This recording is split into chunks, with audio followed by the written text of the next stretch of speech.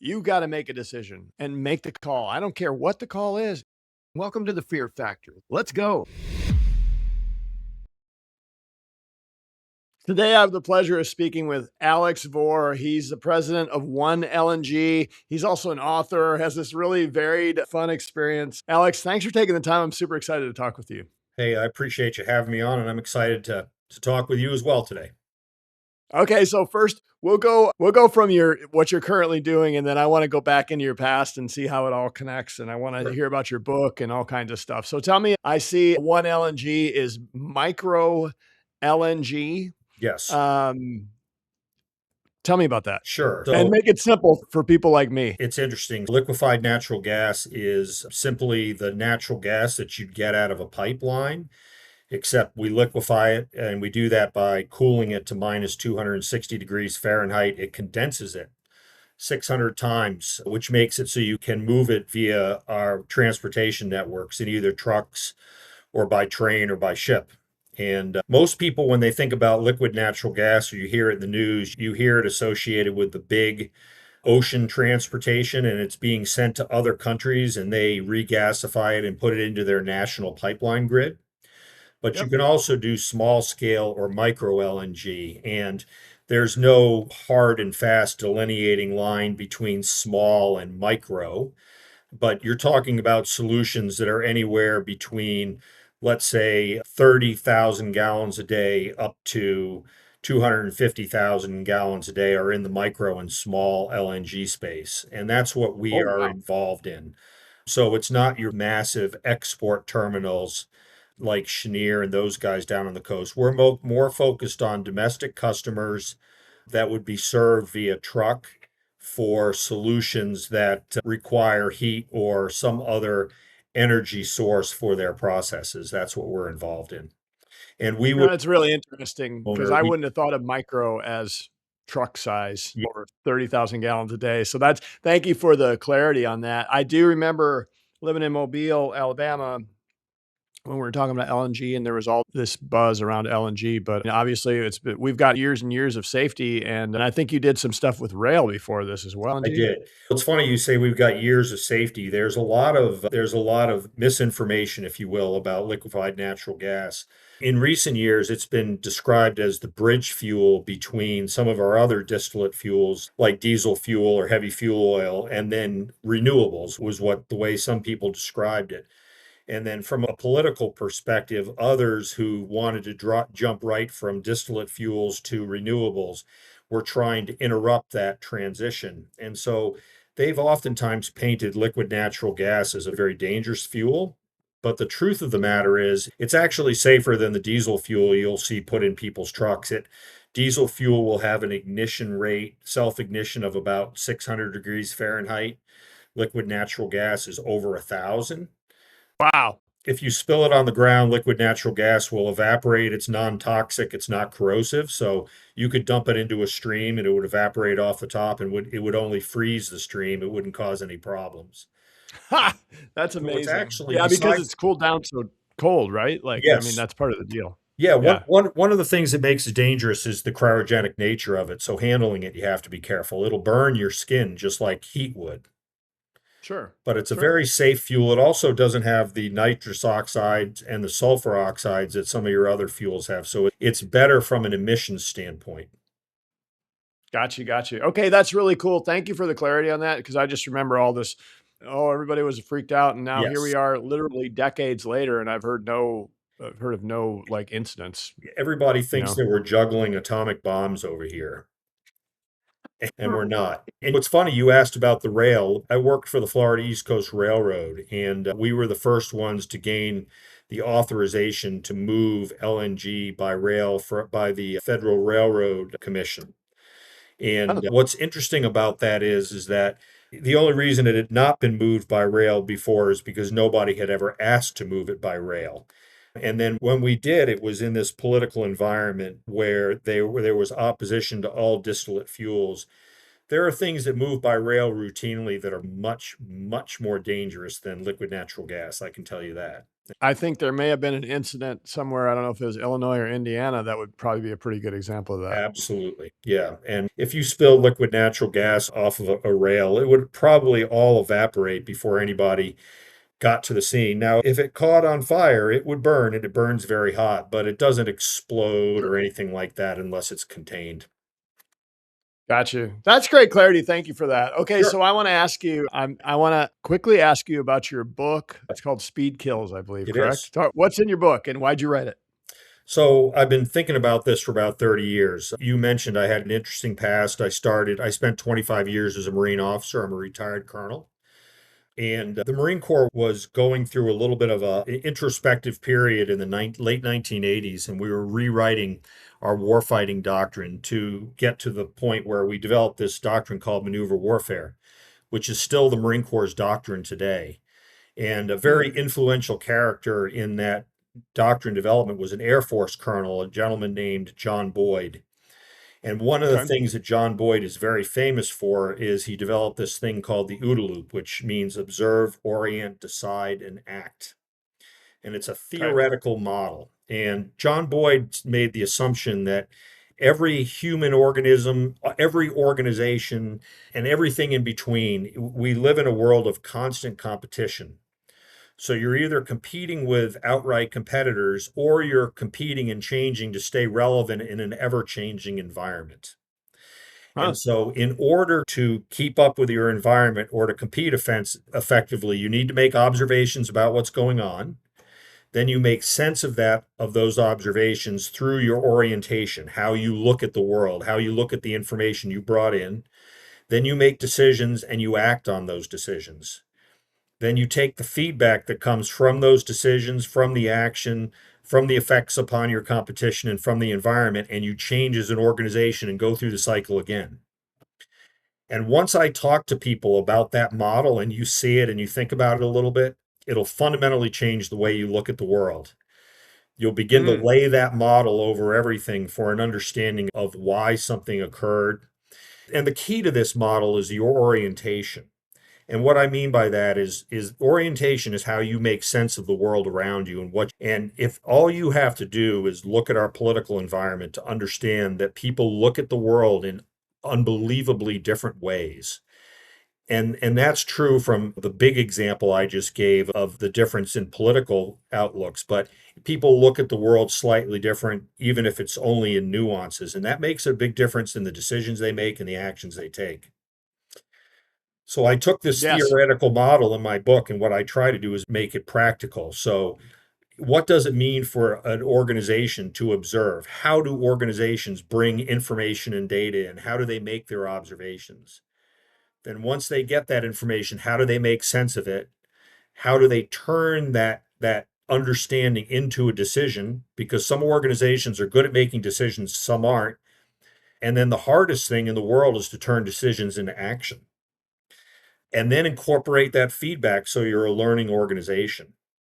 And there are some other nuances to it, to this OODA loop. There's implicit and explicit paths.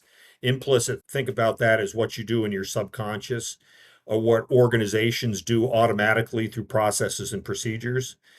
And the explicit path is your conscious path through the loop. And you can only do one thing at a time. There's no such thing as multitasking. And how do organizations put a lot of their actions and activities into a subconscious or an implicit path so they free up space to make conscious decisions on the explicit path? So that's what it's Yeah. about.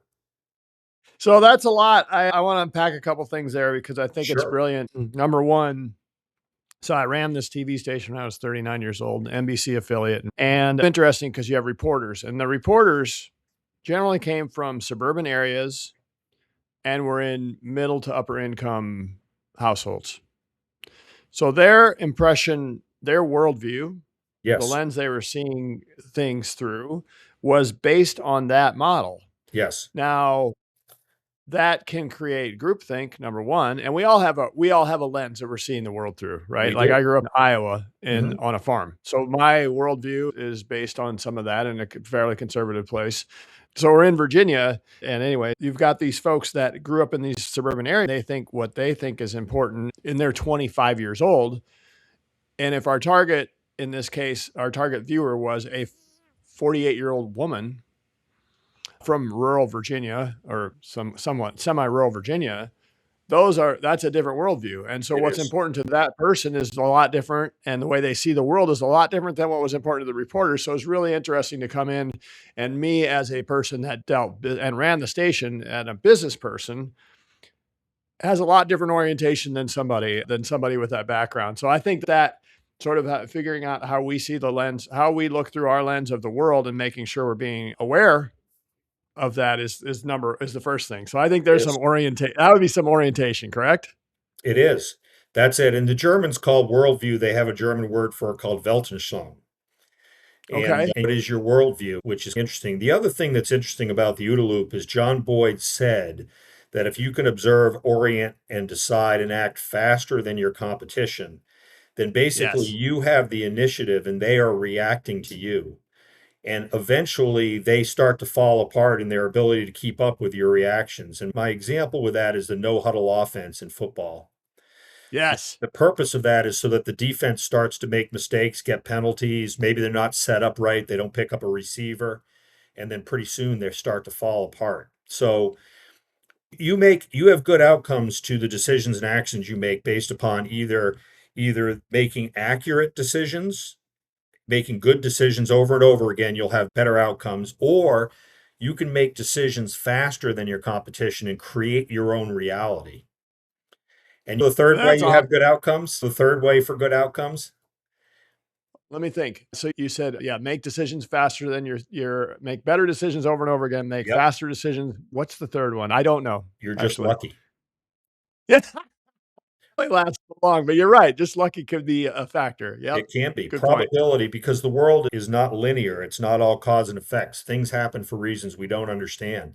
So there's always a sense of luck in everything that you do. If So you that can be timing the market, timing a decision. But I want to catch what you said there because I'm such a big believer in business or in life, but let's just take business.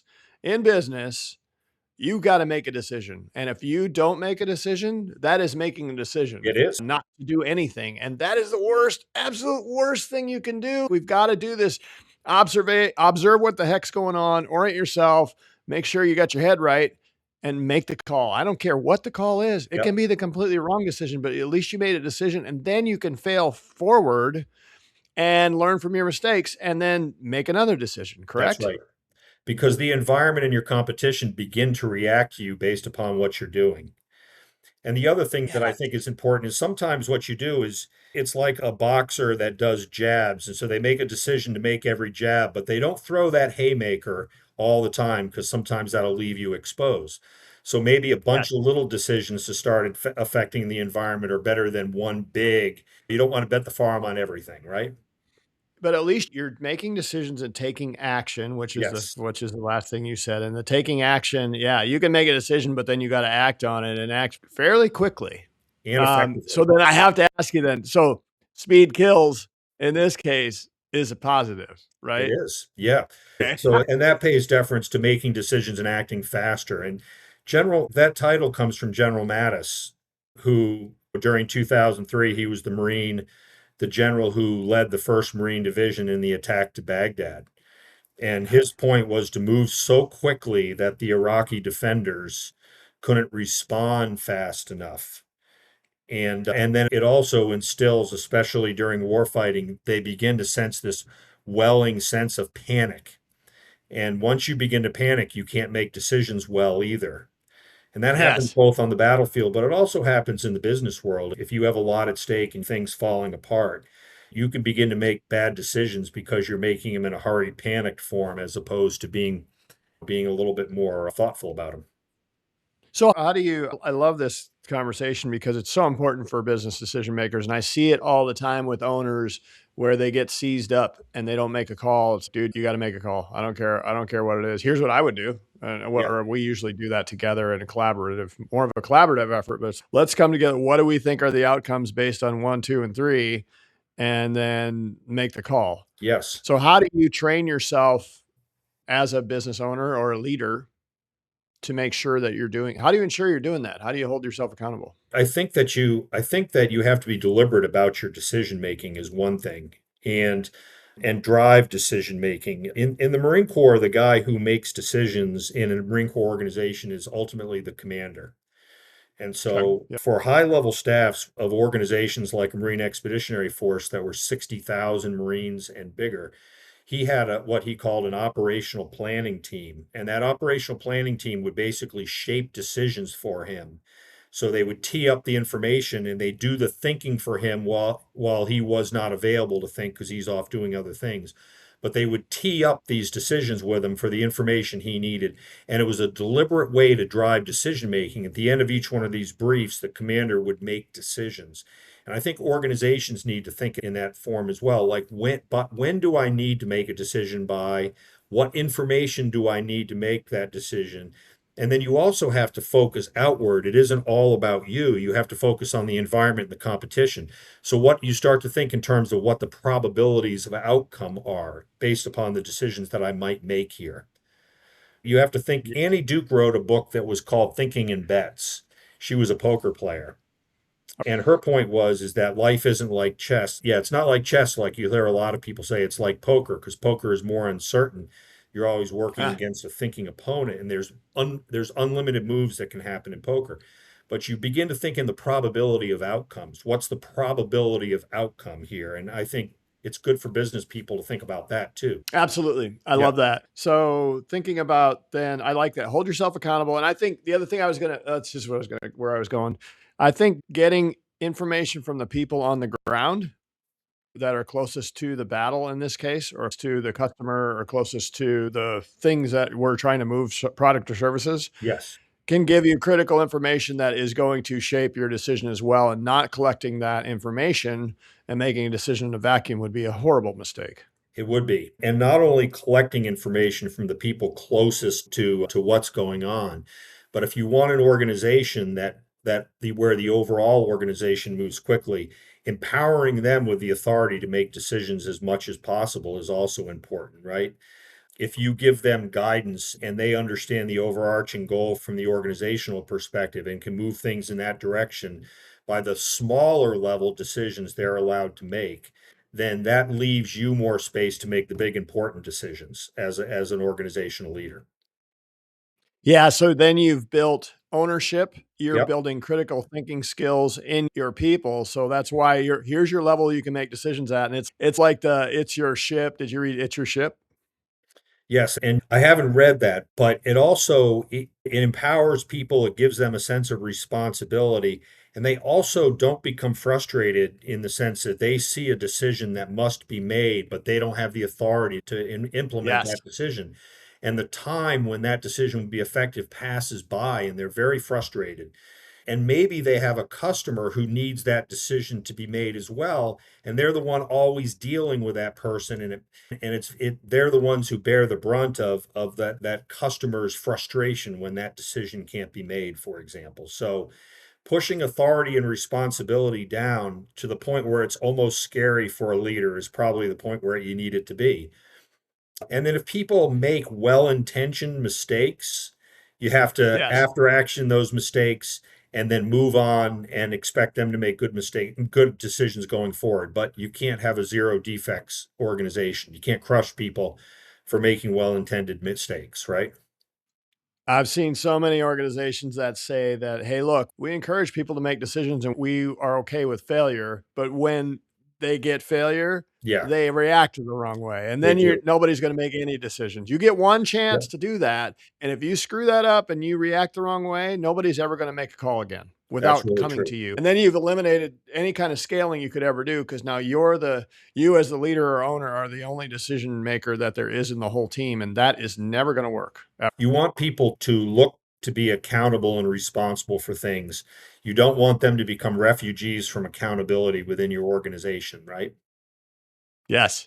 Yeah. Yeah, and so I always teach that with my owners and leaders as well. It's okay, and it's exactly what you said. Here's a level of decision you can make, and you can even pick a dollar amount. So for I 100%. don't know, for RITs, I think it was anything up to $1,000 there Yes. people can make the call. Or Mercedes, I know because I like, okay, I need to replace the steering wheel. It's $2,000. Okay, I can do that in my scope, and because of the customer service, because we have extreme customer service. And so for I have my some of my owners. It's look, your first time supervisor, if it's less than $200, make the call. Right. And they might make one guy, one guy is it's a been there, dump that franchise. And he went and bought a whole bunch of air filters for trucks because there was a volume discount. Now they got air filters for a year and a half, but who cares? Like he made a call. The intent was right. He's trying to save money for the company.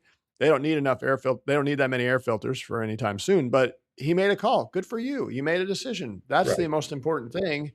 And then you can, like you said, you can postmortem the sucker and say, okay, next time, what was your intent behind that decision? Maybe next time we come up with a little different solution based on these factors, but good job. You made a call. That's exactly right. Yeah. And that guy will continue to happily work along and think about it. Yes. Whereas if you crushed him, you're right, he'll never make a decision again. And the people are motivated by that sort of autonomy of Yeah. decision making. Oh, They like to make decisions. And that's part of what we do. I want to own whatever my area is, this small to big, whatever that is, I want to own it. And if I own it, then I'm responsible for the outcomes of those things as well. And that's the right place to be. So now we've got ownership from the decision maker level, and the leader can say, yeah, it's your ship. Like it's your ship up until the point where it's death or catastrophic failure of the ship or yes. engagement with enemies or whatever that is. Pick your, In today's world too, because information flows so quickly and everybody has phones and text and all this type of stuff, the tendency is for leadership to actually try to make more decisions. But as a human being, as a leader of a company, you don't want to be making a decision as to whether or not you should buy a year and a half worth of filters. You've got bigger decisions to make, and you become yeah. overwhelmed. You only have so much bandwidth that you can, and you need to have space to think about things that are bigger and to think forward for the organization as a leader. What a brilliant point. I love that because freeing up your bandwidth for your brain, just for your brain, and spending time on the stuff that is not urgent but super important. Strategy. Where are we going with the business? What do we need to do long term to hit our numbers or make this business ready to sell or achieve our goals or whatever that is where the leader should be spending their money. What do I have to do personnel wise? Am I relevant in the market? Those are more important decisions that most They are. leaders and owners never get to because they're jacking around with the little stuff. That's right. Yeah, it's an interesting balance that you have to strike, but you do have to empower your people, and it makes things much better for everybody. And then find good people to hire. And then find good people to hire. And Yep. then the good people you hire, motivate them the right way, make sure they know where the end zone is and where the out of bounds are and where you're going to get called a flag, and maybe even have a scoreboard for them. So many owners don't have that either. They don't know whether the employees don't actually know whether they're winning or losing. That's true. John Boyd, the guy who I was telling you about, the OODA Loop model, he said the most important things in any organization are people, ideas, and things in that order. People, ideas, and things. Yeah, In I that like order. that. Yeah. And I like that. I think it's easy today, especially when we start talking about AI and all that type of stuff. It's becoming easier and easier to think that people are not the important element, but they certainly are. I had a client in Chicago and he asked me some strategy questions and I gave him my answer. I thought about it and I gave him my answer. And then he ignored that and he pulled it up in Chat GPT. And he's like, here's what Chat GPT says. I think we should do this. I'm like, okay. First of all, that's most of what I said, except there's a few garbage in, garbage out things here that I wouldn't follow Chat GPT for. AI is only as good as the stuff you put in it, and that's the stuff on the internet. And I heard something interesting from an interview a couple days ago, and that is AI is hyperloading more garbage into the internet. Therefore, the decision-making quality of AI is actually going down, not Yes. up. Yes. You remember when we talked about orientation and worldview, I think what you just are saying is important to recognize is that AI has its own worldview. Yes. And a lot of Yeah, people tell don't me know. more. Go on that. Keep on that. I wanna hear the rest of that. That's Yeah. So Pontius Pilate asked Christ just before he crucified him, he let him go for crucifixion. He said, he asked the question, what is truth? because Christ said, I am the way, the truth, and the light. And Pontius Pilate said, what is truth? Okay.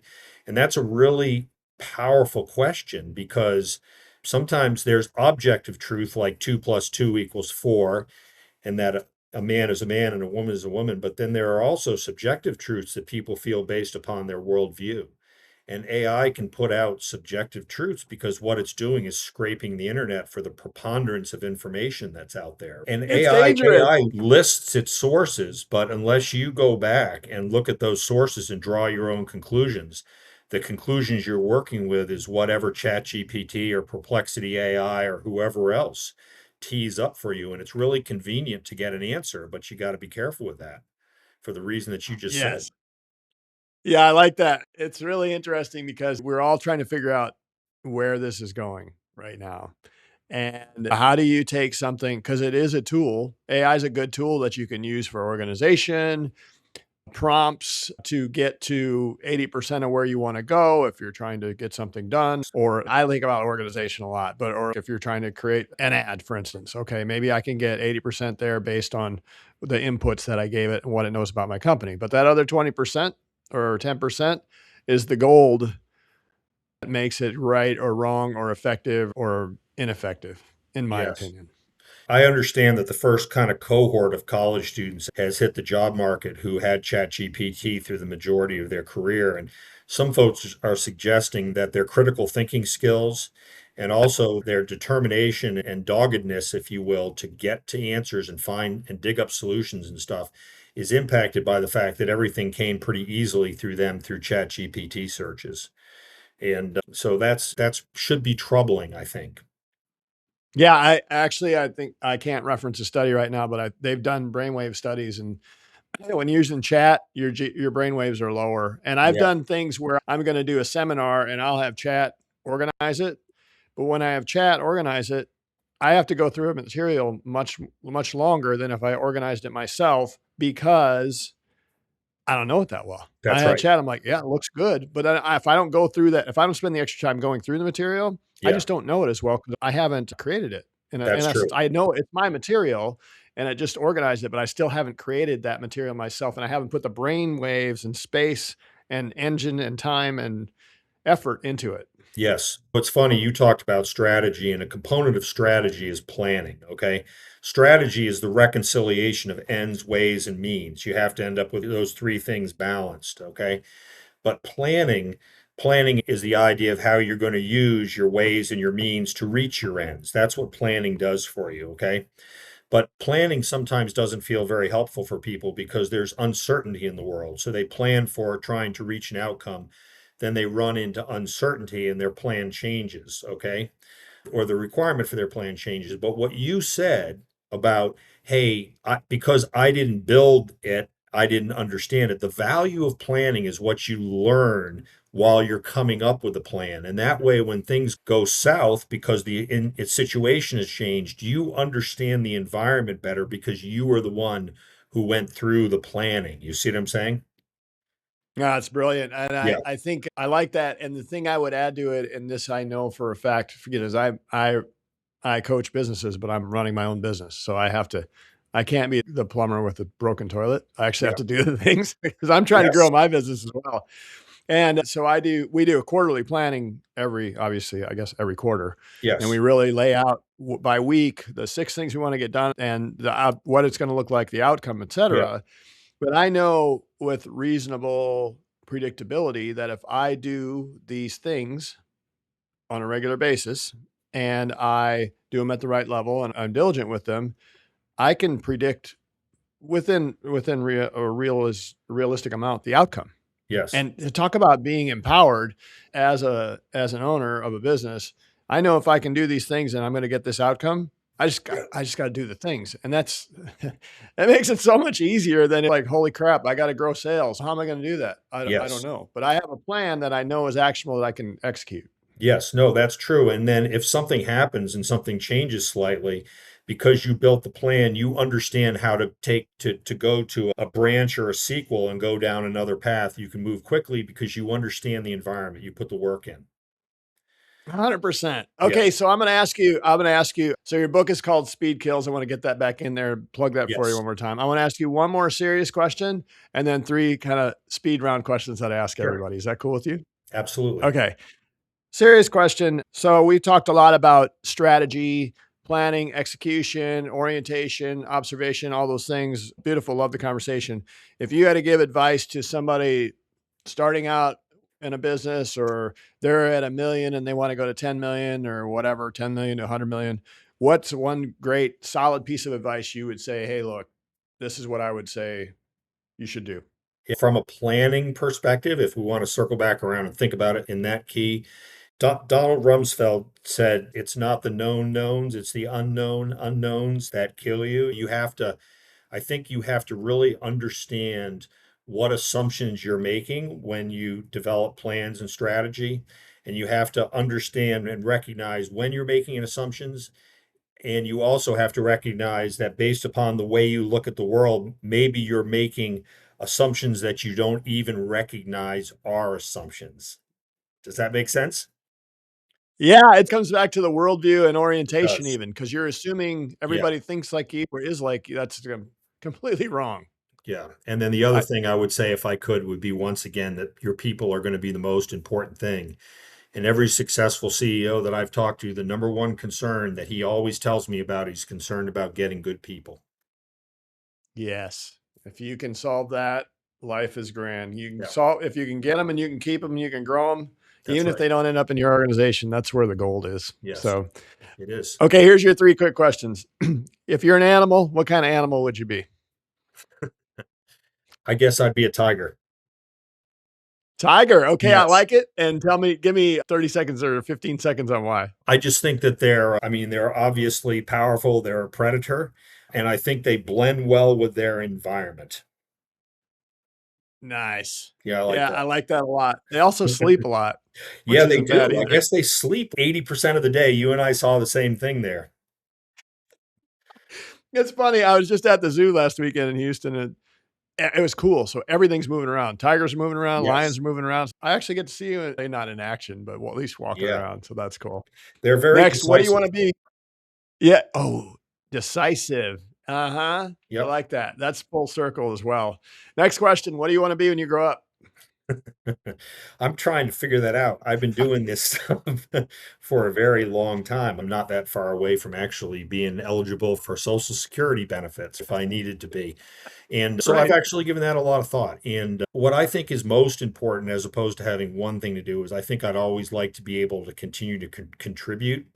And I think that's important because there again, back to Boyd's thing, there is no such thing as stasis. You're either getting better or you're getting worse. And I think that you have to continue to find something where you add value to continue to get better. So I'm Yes, not going to say I'm going to 100%. do anything in particular when I grow up, except I just want to continue to contribute. Yeah, and also with that is continue to stretch your mind and use your brain and your body as well, but you don't use it, you do lose it.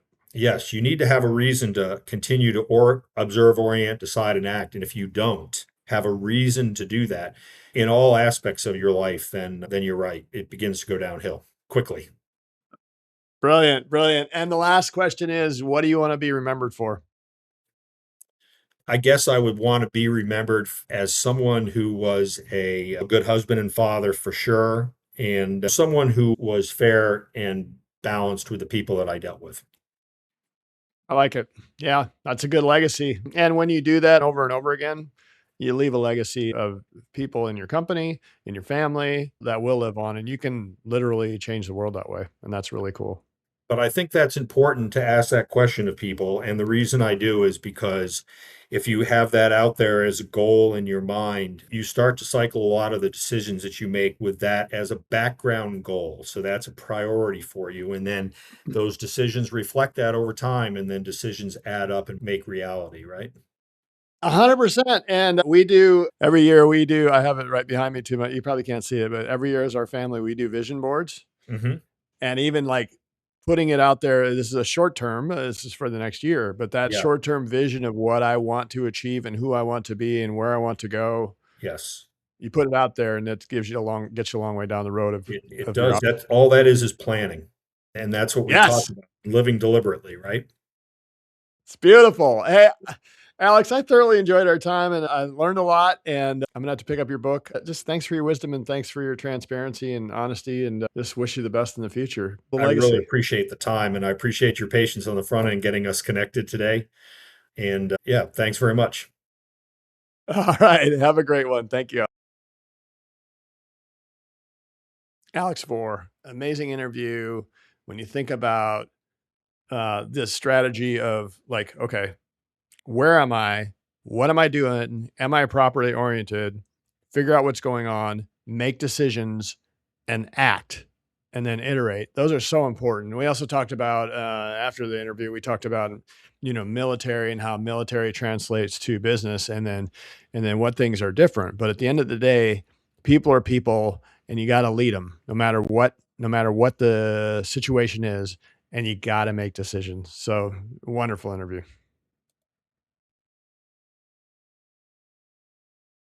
Liked what you heard? Let's make it real. Schedule your free coaching session today at sugarland.actioncoach.com.